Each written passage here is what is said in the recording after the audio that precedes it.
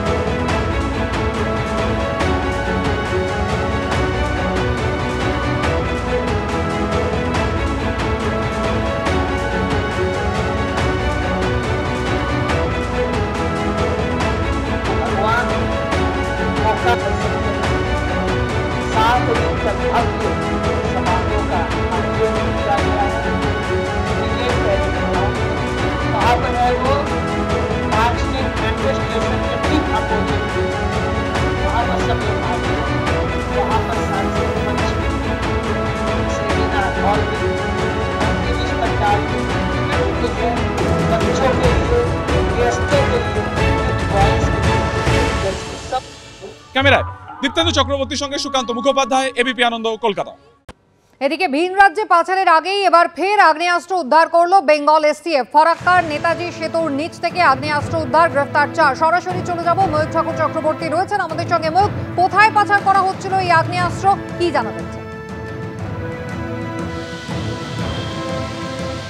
দেখো, প্রথমে যেটা বলা প্রয়োজন কুসুমিতা, কিছুদিন আগে বেঙ্গল এসটিএফ হাওড়া স্টেশনের সামনে থেকে বিপুল পরিমাণ আগ্নেয়াস্ত্র এবং লাইভ কার্তুজ উদ্ধার করলো।